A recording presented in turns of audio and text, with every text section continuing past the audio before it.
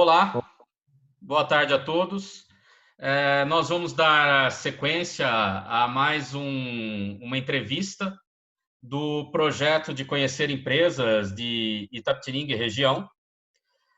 Esse projeto é uma iniciativa do Instituto Federal, juntamente com o Laboratório de Materiais e o Hotel de Projetos, que é um projeto que, dentro em breve, permitirá a instalação de uma incubadora de implementos agrícolas na região de Itapetininga. Hoje, nós estaremos aqui com uma empresa, com o Marcos, da Rontec, instalada no município de Alambari. Marcos, tudo bem, meu querido? Como é que você está? Tudo jóia, Bruno. E você? Tudo ótimo, muito bem-vindo. Marcos, Obrigado. por favor, você poderia fazer uma pequena apresentação do Marcos como uma pessoa aqui para nós? Bom, vamos lá. Meu nome é Marcos, né? Como o Bruno disse aí, sou formado em engenharia mecatrônica e trabalho numa empresa familiar, né? A empresa é minha, trabalho eu, meu irmão e meu pai, né? Essa empresa foi fundada pelo meu pai e atualmente a gente tem o trabalho do setor de usinagem, caldeiraria e soldagem, né? E na fabricação de ferramentas de perfuração para um método não destrutivo, né? A gente tem cerca de 80% de market share aí, né, no Brasil. A gente atende cerca de 80% das empresas que executam esse serviço. Então, basicamente, aqui a gente tem tornos CNC, né? A gente tem 3 tornos CNC, um de grande capacidade. A gente tem alguns tornos mecânicos, fresadora CNC, e a parte de projetos sou eu que faço, então toda a parte de desenvolvimento de peças, desenhos e projetos, né, são minha função aqui, né? Então essa é a minha função. Apesar de eu ter feito mecatrônica, eu sou voltado mais para a área mecânica, né? Então eu atuo dentro da empresa aqui na área mecânica. Basicamente é isso aí. Ô, Marcos, 80% de market share? Então vocês são líder disparado nesse mercado aqui no Brasil. Sim, 80% eu acredito que possa até ser um pouquinho mais, né? Mas a gente é pioneiro, a gente está 24 anos no mercado, então praticamente a gente começou junto com o mercado, né? Então a gente vem acompanhando as tendências, vem um bom atendimento ao cliente, né? Com prazo de entrega, com preços compatíveis, né? No começo a gente competia com as peças importadas, né? Hoje a gente tem alguns concorrentes no Brasil, mas os concorrentes não são focados em ferramentas do método não destrutivo. Então isso nos dá uma vantagem, né? O fato de estar focado no mercado nos dá uma vantagem, agilidade no processo, né? A gente tem um grande investimento em estoque também. Então basicamente a liderança absoluta aí dentro do mercado nacional é nossa. E a gente tem alguns projetos de exportação também, já fizemos algumas exportações, né? E estamos nesse momento galgando também, em função, né, da situação geral, né? Estamos galgando outros mercados também para tentar expandir nossa empresa.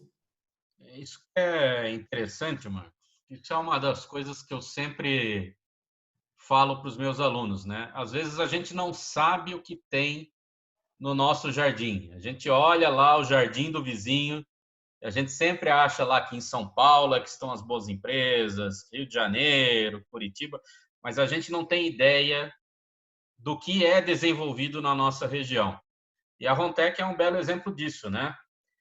Por que você escolheu, então, o município de Alambari, né? Por que você, teu pai, teu irmão escolheram o município de Alambari para instalar a Rontec? Então, na verdade, Bruno, não foi uma escolha, né? Meu pai era sócio numa empresa em São Paulo.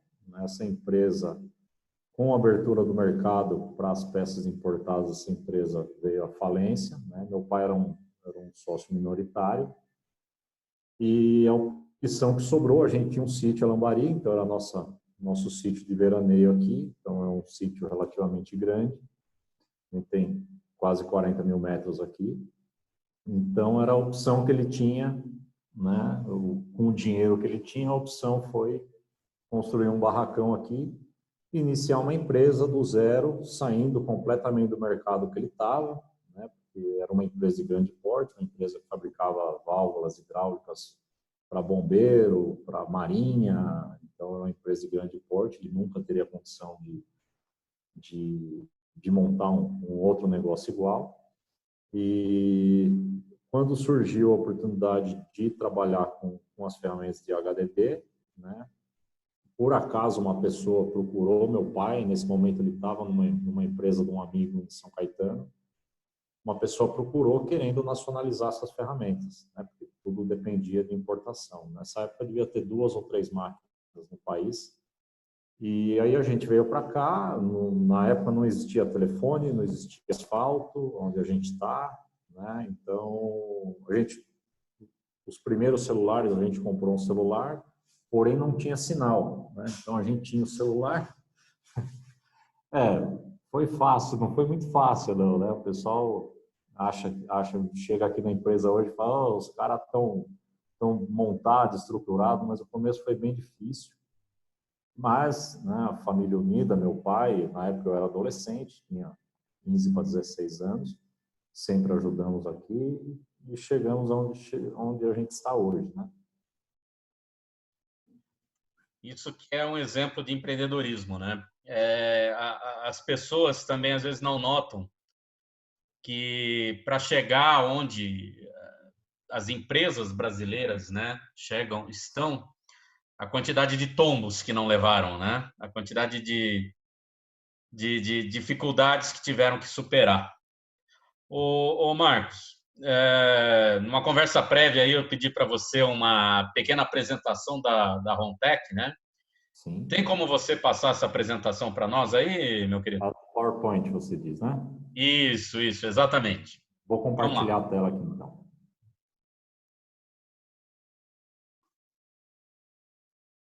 Tá vendo aí, Bruno? Tô sim, querido. Está funcionando bem aqui. Agora eu vou deixar um pouquinho você livre para fazer essa apresentação e ao término eu volto a falar contigo. Ok. Bom, mais para frente eu vou apresentar um vídeo, né? Nesse vídeo a gente vai ter a demonstração do processo, né? A gente não executa o processo, então a gente faz as ferramentas que participam desse processo, né? Então, internacionalmente é conhecido como Horizon Directional Drilling, né? Então seria perfuração direcionada horizontal, né? Então, no Brasil é conhecido como MND, abreviação de método não destrutivo. E a gente, né, recentemente, acho que essa associação, a ABRAT, que é a Associação Brasileira de MND, né, então é uma associação que congrega os fornecedores, todos os meus clientes e os fornecedores do mercado.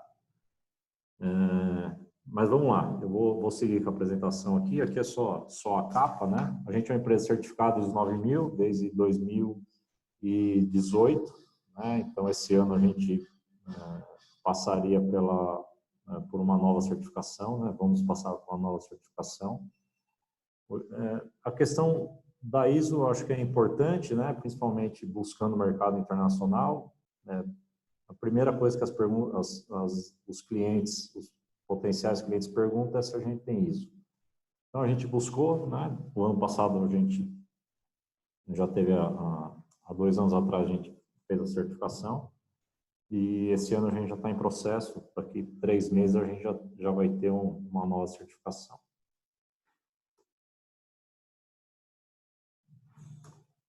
Agora não está passando. Ah, passou. Bom, então aqui a gente tem uma visão aérea da empresa, né? A gente começou nesse barracão menor aqui, né? Até onde tem esse telhadinho aqui. A gente começou aqui, isso há 24 anos atrás.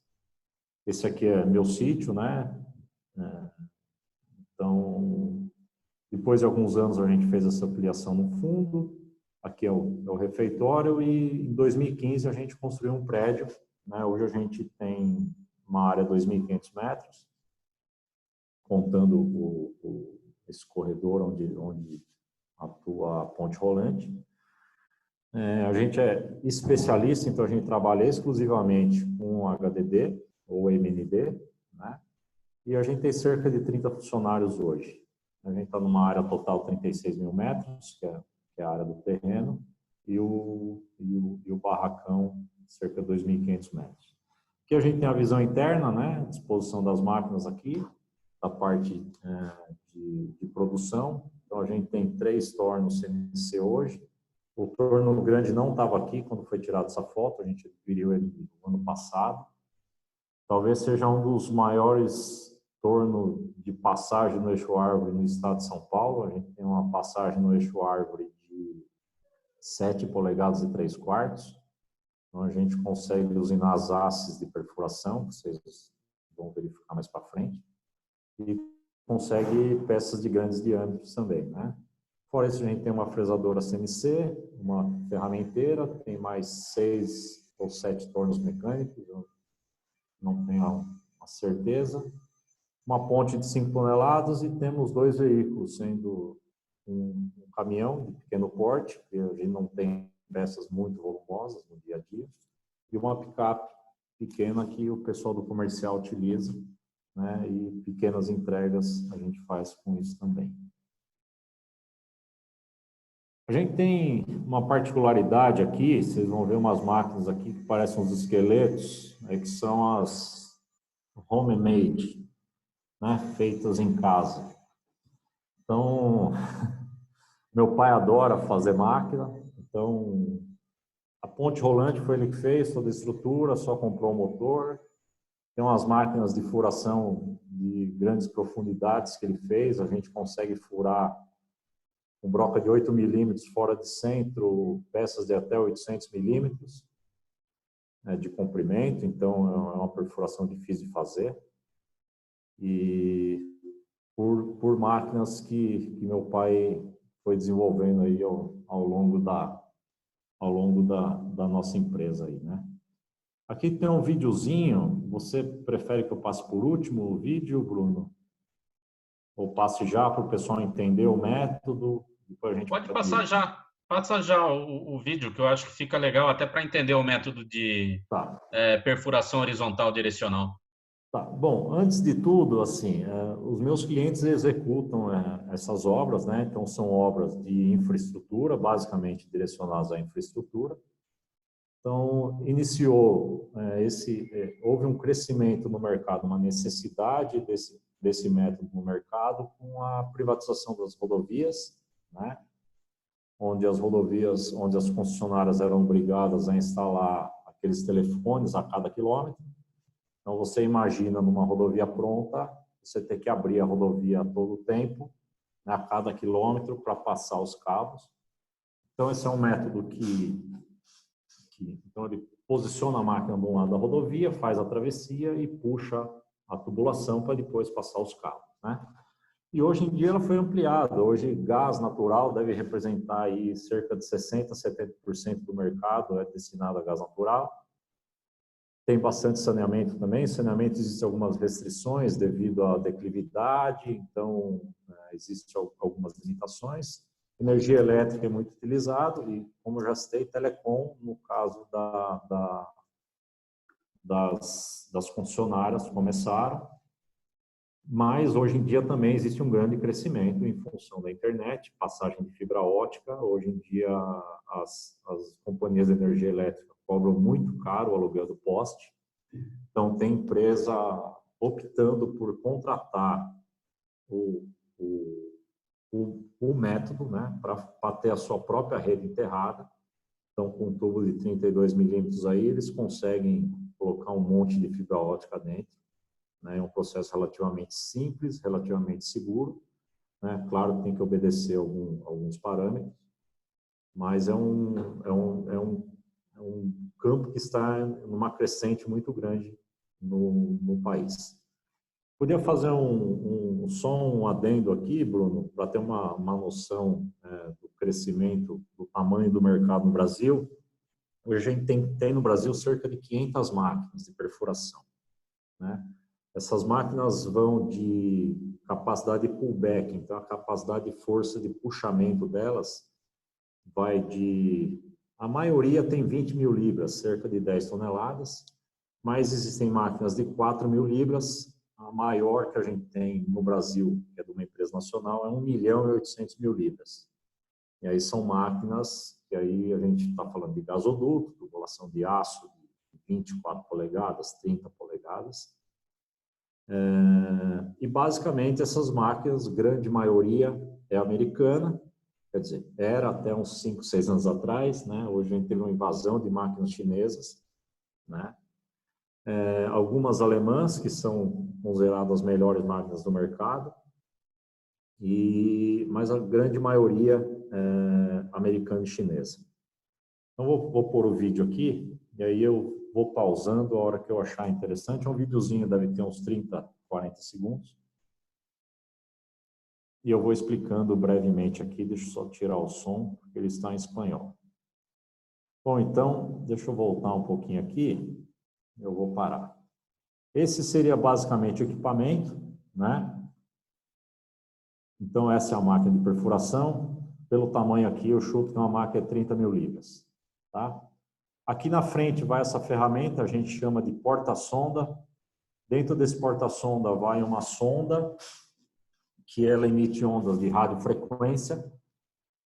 Existem sondas hoje até 20 metros de profundidade, sem necessidade de cabo, né? Então, enquanto o operador está fazendo a perfuração, vai uma outra pessoa com um leitor por cima, e aí ele determina a profundidade que ele está, porque existe um plano de furo, né?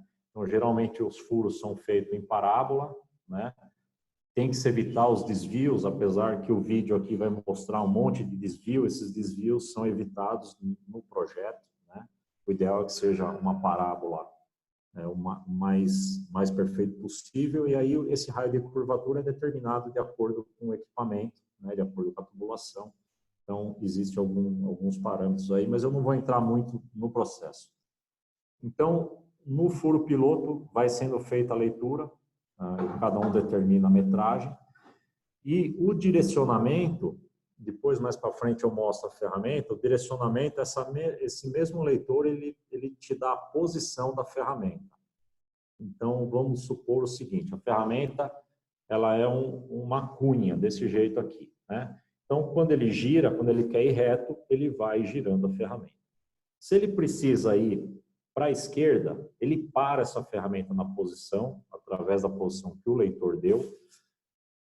Por dentro da ferramenta existe um fluido, então ele já teia para abrir uma porta por aqui no solo, e aí ele simplesmente empurra até ele achar a posição e volta a girar. Então, o direcionamento é feito desse jeito. Tá? Porque o vídeo é muito rápido, vocês não iam conseguir perceber.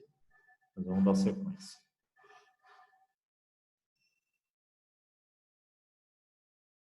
Então, aí abre-se uma vala inicial, ele faz o furo. Aqui.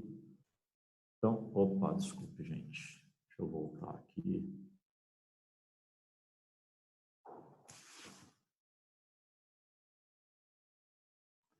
Então, a vala inicial, a vala final, ele iniciou o processo. Então, aqui do lado direito é o que o navegador, que a gente chama, está vendo. Então, ele está por cima aqui com o aparelho, tendo a profundidade, a posição, né? Tem outras coisas, temperatura da sonda. Aqui era um problema que eles tiveram que fazer uma sondagem antes, identificar o tubo, então ele é obrigado a passar por baixo, né? Uma interferência. O que ele está fazendo uma curva, né? Não é muito comum, fez um outro desvio. E aí ele saiu. Saindo, aí ele vai engatar um alargador aqui, tá? Dependendo do diâmetro da tubulação, ele precisa fazer vários alargamentos. Então ele encaixa um alargador aqui, coloca um outro jogo de haste, aqui são hastes Aqui são hastes geralmente de 3 metros, que são rosqueadas uma na outra. Então, ele engata essas hastes atrás, puxa o alargador, né? E depois ele vai ter um outro jogo já instalado dentro do furo, ele coloca outro alargador e assim por diante. Aqui ele vai fazer um alargamento e já vai puxar o tubo de uma vez só. Opa, de novo. Eu aperto o play, ele pula o slide. Só dar uma paradinha aqui. Então, essa ferramenta é o alargador. Atrás do alargador vai o suível, que ele impede que o tubo gire, né? Então, o alargador vem girando, enquanto jateia fluidos também, enquanto ele puxa o tubo. E aí está finalizado o processo, né? Então, se for para uma rede de água, depois eles vão fazer as interligações necessárias, né? Nos PVs, nos pontos de verificação de entrada e de saída. Se for para fibra ótica, eles vão... É soprado, geralmente, fibra ótica, né? Eles colocam a fibra, colocam uma ventosa e uma máquina assopra do outro lado, essa fibra chega para o outro lado, igual o cabo de energia também. Bom, aqui estão os principais clientes, então aqui o market share de 80% a 90%. Esses 3 clientes de cima e esse do meio aqui trabalham 100% praticamente com gás em São Paulo, são os maiores aqui, esses 2, Cial Drill e Forte, certamente são os maiores clientes de com gás, né? Drilltech é uma empresa com capital estrangeiro e focada em grandes obras, então Petrobras, Vale, né? Minerodutos também, eu não citei, mas Mineroduto também é utilizado no sistema. Intec Trepose também era uma empresa nacional, foi adquirida por uma empresa francesa. E as outras são empresas, a DRC, Polidril e MND, são empresas que eu considero de médio porte, tem máquinas de pequeno até grande diâmetro, né? Cial Drill, Uniforte, MAF e CS geralmente são máquinas até 30 mil libras no máximo, e as demais máquinas um pouco maiores. Então, aqui tem mais alguns modelinhos de máquina. Essa vermelha à esquerda aqui é uma americana, né? É uma empresa muito forte em agronegócio também, tá? Eles trabalham desde picador de madeira para colher feno, aqueles enrolador de feno, o fundador dessa empresa que inventou faz aqueles rolos de feno. Então, é uma empresa muito grande e muito ampla, não está somente em furo direcional. Tem bastante maquinário e eles têm uma filial aqui em Vinhedo, se não me engano, não é Valinhos, não é Vinhedo. A XMG é uma empresa chinesa, é uma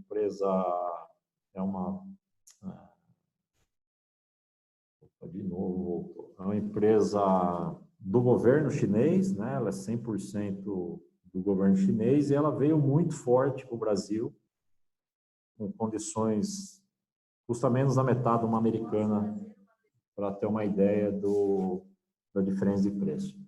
Essa D2IT é uma empresa americana também, mas exclusiva para HDD, né? Uma empresa que só mexe com máquina de HDD.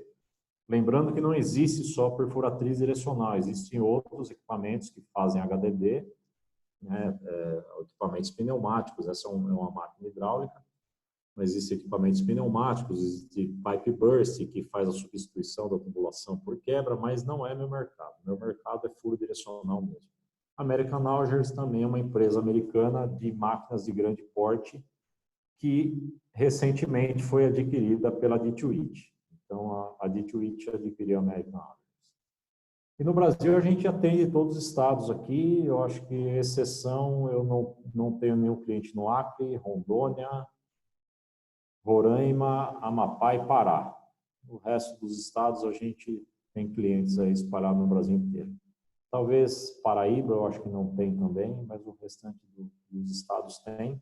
Mas a grande concentração está São Paulo, Paraná, né, região sul, Santa Catarina, Rio Grande do Sul, Minas e Rio de Janeiro. Alguns clientes de Goiás, Brasília, né, que tem bastante bastante serviço, mas se a gente for colocar um valor percentual, eu acredito que São Paulo represente 60% de todo o volume de furo direcional no país. Aqui são as ferramentas, então essa primeira à esquerda no alto aqui é o porta-sonda, né? Aqui é a cunha que eu disse, né? A gente chama de pazinha de perfuração. Essa aqui é uma cunha já para solo mais duro, né? Então ela tem esses botões de tungstênio aqui na frente, né? E ela tem esse chanfro aqui. Isso aqui é uma ferramenta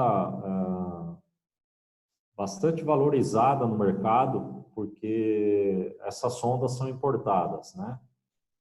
E um custo bastante elevado. Eu acredito que uma sonda hoje, acho que dá para comprar um carro popular zero, uma sonda. Então, é uma ferramenta bastante valorizada e com bastante responsabilidade também a fabricação, né?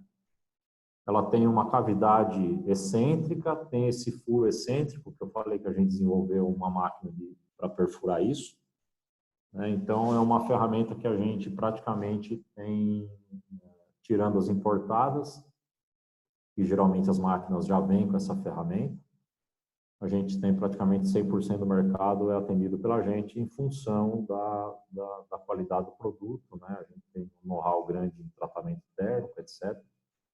Então, é uma ferramenta que a gente tem bastante saída. Aqui é um modelo de alargador. Esse é um alargador que é design meu, então foi desenvolvido aqui dentro da Rontec, né? A gente tem algumas variações dele hoje. A gente chama ele de Fênix, né? Porque é praticamente indestrutível isso aqui. Eu tenho um cliente recentemente que fez uma obra em arenito com ele e o alargador praticamente saiu ileso do outro lado, com alguns desgastes bem razoáveis aí, né, considerando a obra que ele está, né, uma obra da Petrobras, ali na região de Itaquera, e pegaram uma condição bem severa de solo lá, que não é comum, né, geralmente o pessoal foge. Aqui embaixo à direita, no canto inferior direito, isso aqui a gente chama de PIG, né? É uma ferramenta que é utilizada para grandes diâmetros e ela é utilizada basicamente só para puxada do tubo, né? Então o pessoal faz o alargamento, os alargadores, o alargador tem uma saída, então ele deixa material para trás, então o túnel não fica um túnel limpo, né? Então, eles utilizam as ferramentas, geralmente em perfurações de grandes distâncias, para fazer uma limpeza do furo e para puxar o tubo. Então, ele deixa um túnel pronto para a puxada do tubo. E aqui, essa ferramenta que está na parte central inferior aqui, essa é uma ferramenta destinada a furo de rocha, né? Então, no caso de granito, de arenitos muito duros, é necessário uma ferramenta dessa aqui.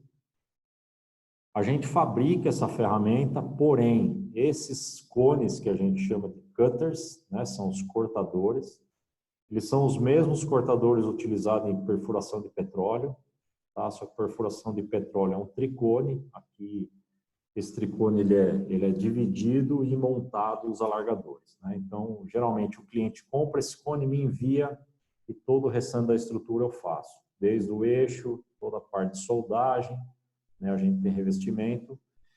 E eu vou tentar dar um zoom aqui. E esses cones, ele tem um rolamento aqui dentro, né? Então, ele com a pressão dentro da parede de rocha, esse cone gira no próprio eixo, né? Então, por que ele funciona assim? Porque daí você diminui o desgaste dele. Ele não tem abrasão, né? Não tem atrito com a rocha. Ele simplesmente está esmagando a rocha. Então, ele gira no próprio eixo e isso evita que ele tenha um grande desgaste. Aproveitar um pouquinho aqui a gente tem esse revestimento, né? A gente chamava antigamente de choquito, isso aqui, porque ele parecia o choquito, aquele chocolate lá. Depois você corta aí para a Nestlé não cobrar propaganda aí. Isso aqui foi uma solda, antigamente a gente fazia ela aplicada no maçarico, né? Então a gente comprava um uns eletrodos, na verdade não é eletrodo, porque não usa eletricidade, comprar uns tarugos, né? É um monte de grão de tungstênio, com uma liga de latão, e a gente no maçarico depositava isso na superfície do alargador, que é um antiabrasivo. Mas eu descobri que lá fora existe um processo chamado MIG Carbide, né? Então é uma aplicação desses mesmos grãos de tungstênio, porém com a máquina MIG.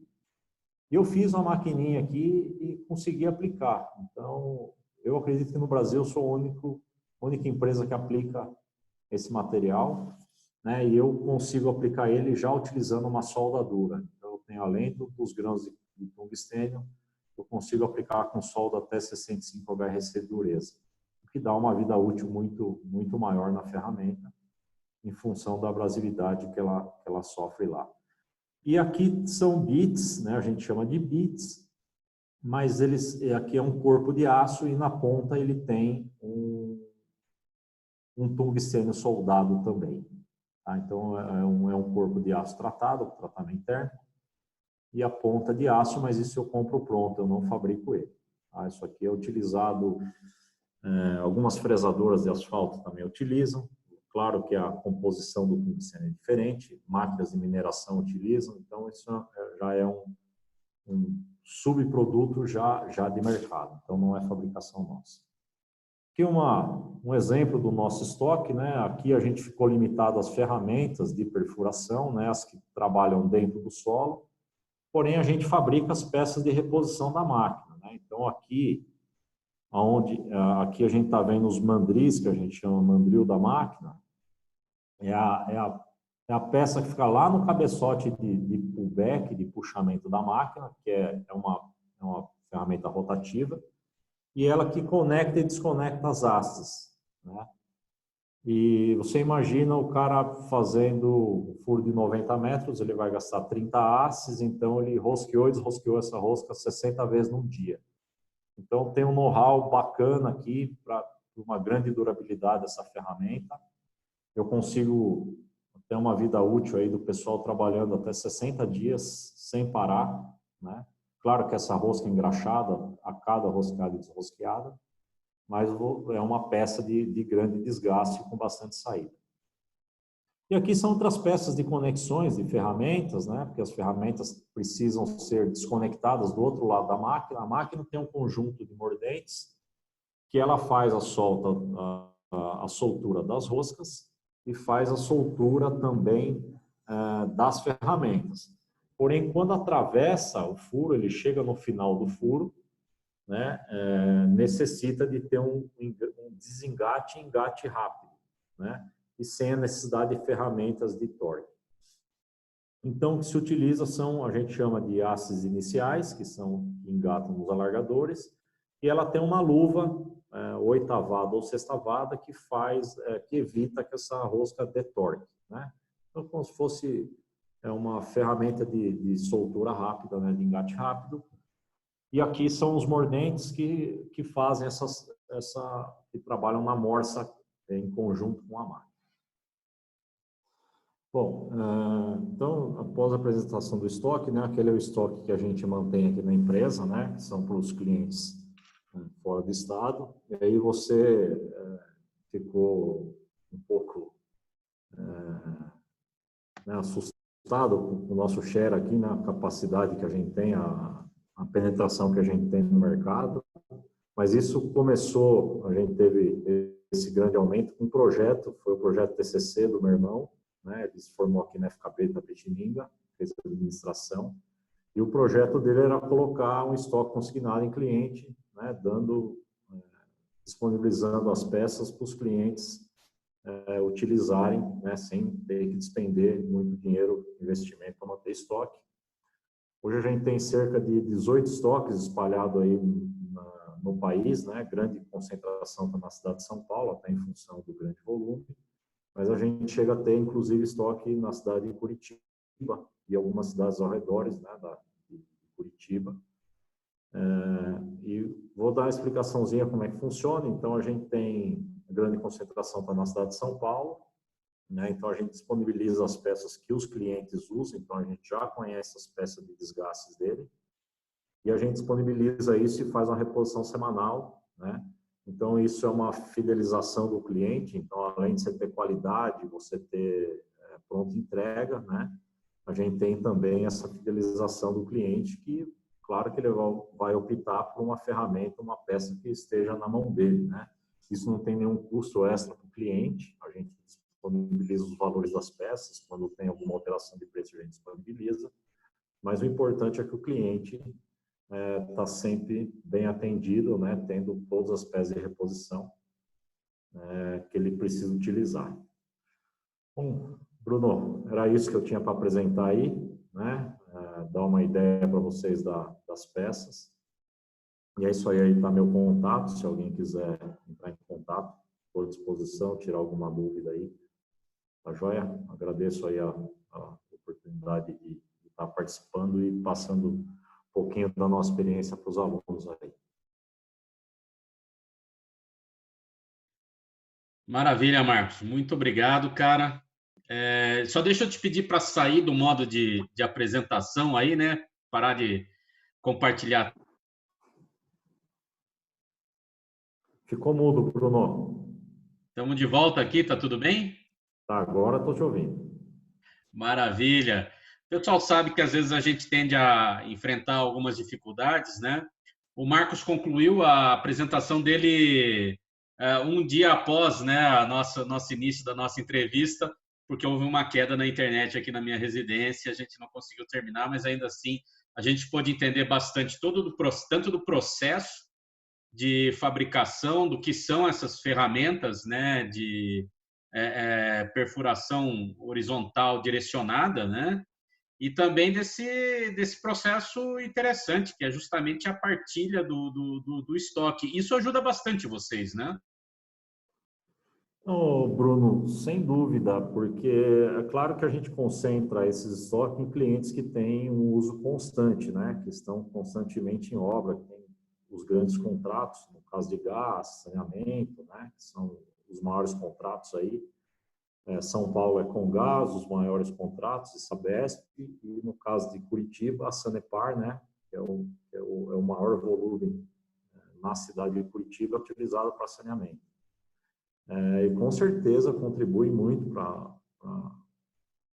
mantenimento desses clientes, né, na aquisição das nossas ferramentas, mas despendeu também um grande trabalho nosso, um grande investimento, né, se a gente for calcular hoje, é cerca de 300 mil investido em estoque de cliente, então é um valor considerável aí, mas isso já tem, acho que se não me engano, já estamos 12 a 15 anos, mais ou menos, trabalhando com esse modelo e tem dado certo. A gente tem mantido os clientes aí.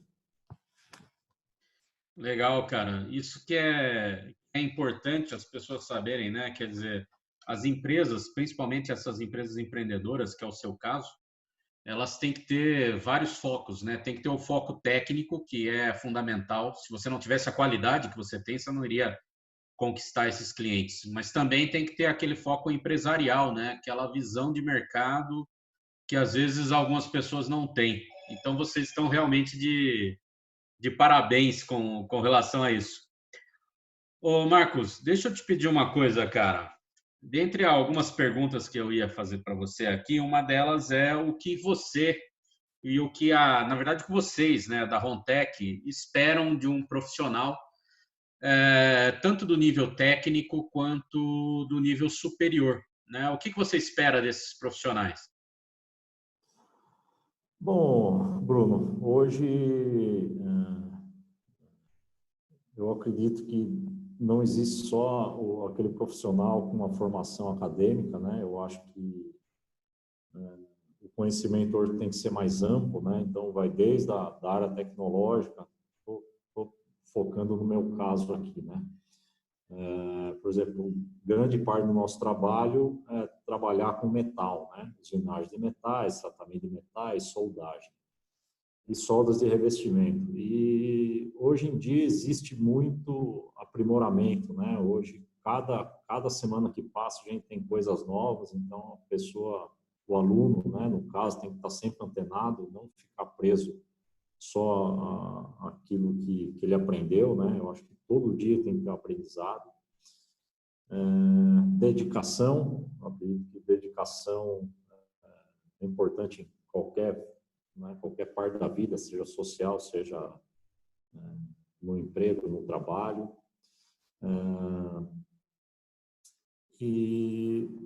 Bom, cara, eu acho que basicamente é isso, né? Pessoa dedicada, que estuda, está antenada na qualidade, eu acho que é isso que toda empresa espera no profissional, né? Claro que tem que ter a qualificação acadêmica importante, mas se a gente for pensar na época dos nossos pais, a porcentagem de pessoas com faculdade era mínima, né?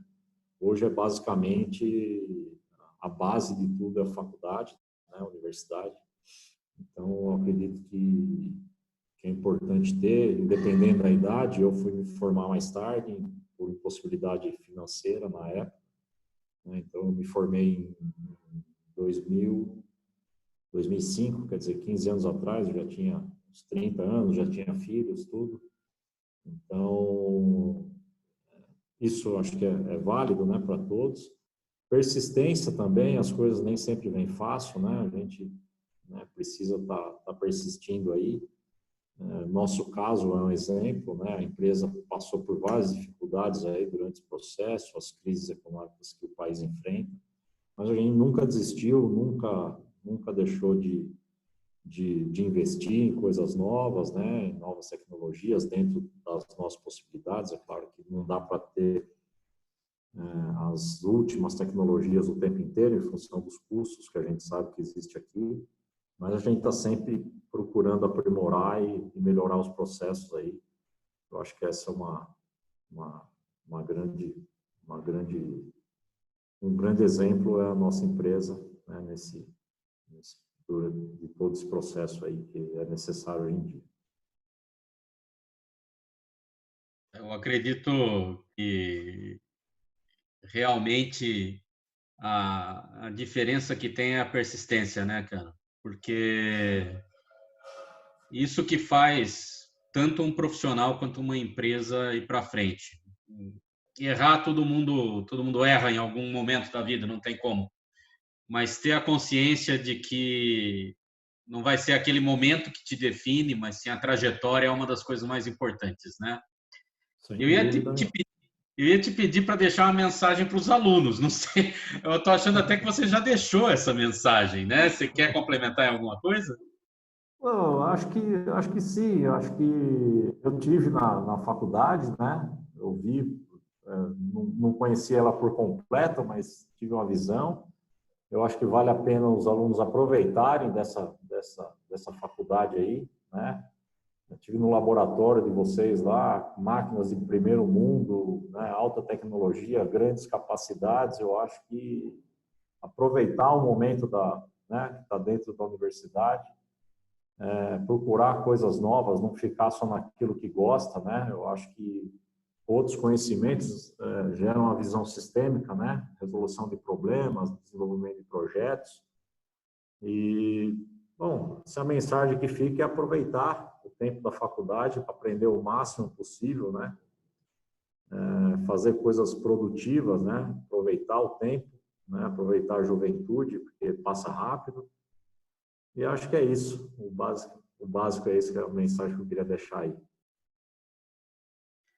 Legal, Marcos. Obrigado, cara. Realmente a gente acabou se conhecendo, né? Porque o Marcos estava precisando de um auxílio, né, no desenvolvimento de um produto novo, de uma atividade nova, né? E ele procurou o laboratório de materiais e a gente conseguiu fazer isso. Isso é uma das coisas importantes, né, Marcos? A gente saber e tirar proveito das instituições de ensino e pesquisa da nossa região para poder alavancar a região como um todo, né? Procurar esse intercâmbio entre empresa e instituição de ensino para formar um bom profissional e para desenvolvimento de novas soluções aqui para a região para Itapetininga e região, né? Mas de qualquer maneira, meu querido, eu gostaria de agradecer imensamente a sua presença. Muito obrigado. Parabéns pela Rontec, uma das empresas muito legais de se conhecer. E o Instituto sempre vai estar aberto para vocês. Sempre que a gente puder, a gente vai estar lá para atuar junto contigo, tá bom, Marcos? Tá joia, Bruno, eu que agradeço. Agradecer também o apoio que eu tive aí nesse projeto. Estamos em fases finais aí, né? Inclusive, essa semana devo ter uma reunião com um potencial cliente e espero que a gente consiga manter essa parceria aí com a universidade, né? No desenvolvimento de outras coisas aí. Legal, cara. Muito obrigado por tudo. Um grande abraço para você, hein? Um abraço, Bruno. Um abraço a todos os alunos aí.